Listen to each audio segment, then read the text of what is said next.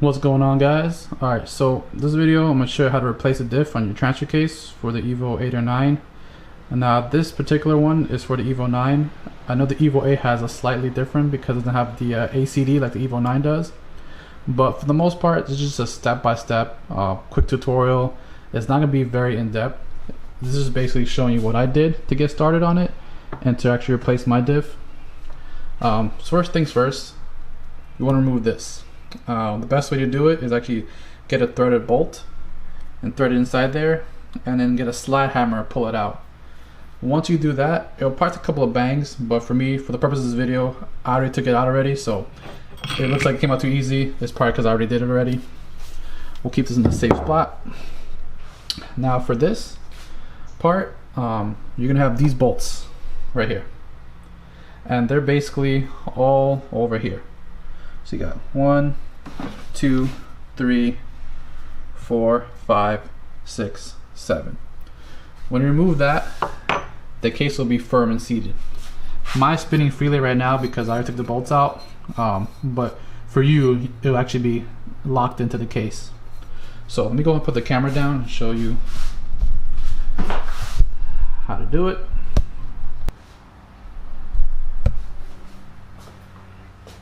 Now, for this, you're gonna need a flathead to take it out. There are certain grooves that you'll find when you're inspecting it, and you basically want to get in that groove and basically like just pull up and kind of just pry it open a little bit on each corner. Once you pry it out, it's going to come off. So you just try to pull it out. For me, it still needs a little more prying.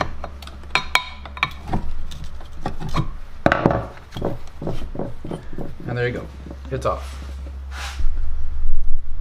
Now, this part right here comes out.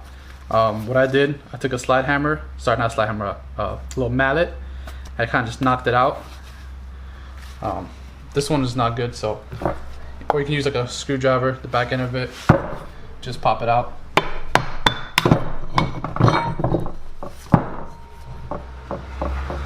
As it looks like. You won't need to do anything with this right now, but in the meantime, we'll just leave it here in the case cover. I'll leave it off to the side. Now, what we have here is this right here. These are the plates.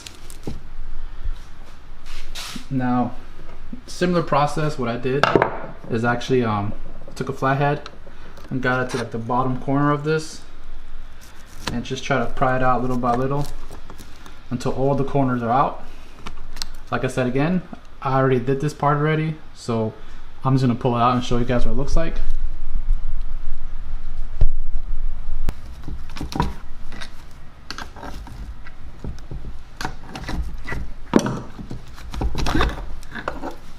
Alright, there you go.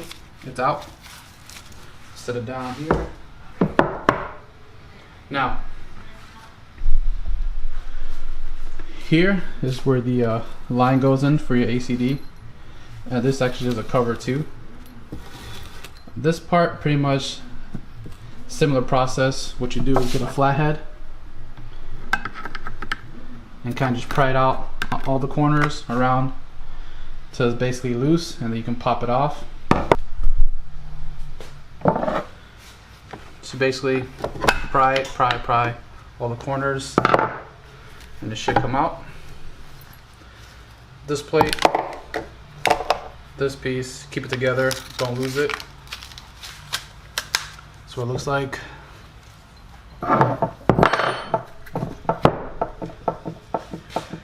This piece is going to be heavy. So the best way to do it, you can either try to get it from here and pull it out, or hold the middle and pull it out. See, I can do it really quick. If that doesn't work, what you could do is actually kind of just tilt the T-case, give it a little weight so that way it can just fall off.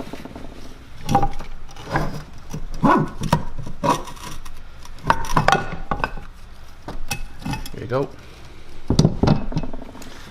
So inside here is where your diff is, and this is the ring gear. Now most people, when they have the whining sound or the T case, is usually because this right here is worn, or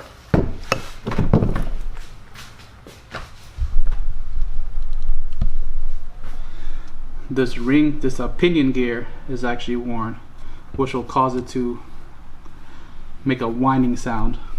Now if you inspected it and this looks like it's intact and this looks like it's intact, then you most likely had a bad diff, and that can be replaced relatively easy.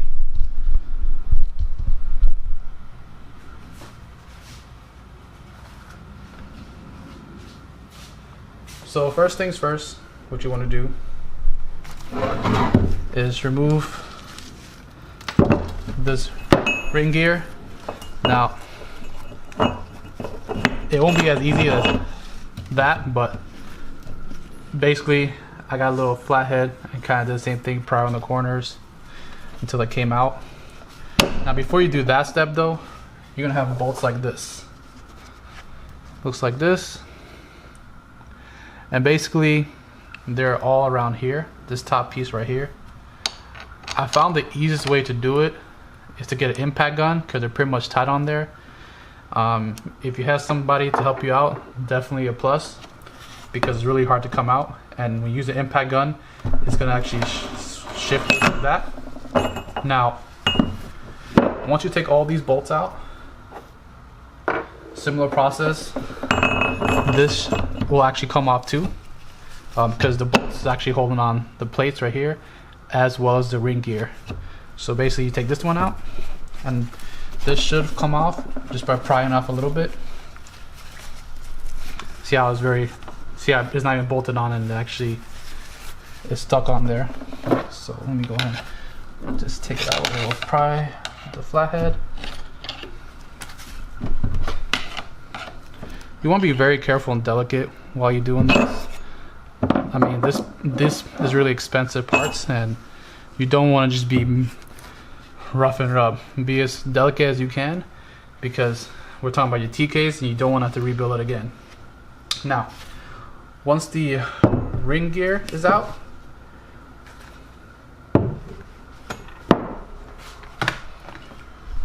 here you have the diff. Well, not quite, just where the diff is housed. What you want to do, get like a little flathead, and these screws right here, you want to actually get like a small flathead and just start prying out little by little. I'll go ahead and do that for you guys.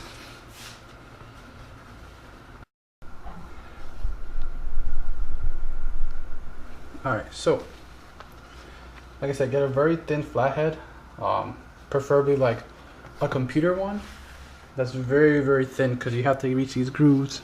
And basically you just kind of slowly just pry it open little by little. I already done this part already, so if it looks like it might actually have a bigger opening, yours probably won't be as big. So basically you just slowly just pry it out once you get enough opening.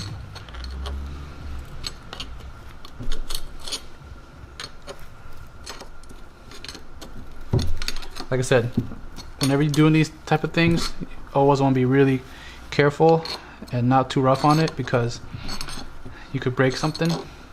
So even if it takes forever to remove, it's better to do it slow and steady than to rush it and have it to redo it again. So it's almost off.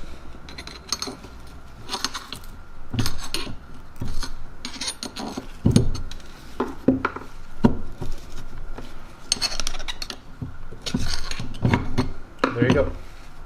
Should be off. You want to put this aside as well.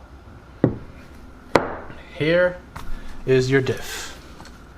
Unfortunately for me, when this happened, it shattered to a million pieces. This will just pull right out. When my blue, I actually had to chisel it out because all the metal pieces were stuck on there. As you can see, it shouldn't look like this. This is what happens when you launch your car and it breaks. So this is what you're gonna buy and actually replace on your car.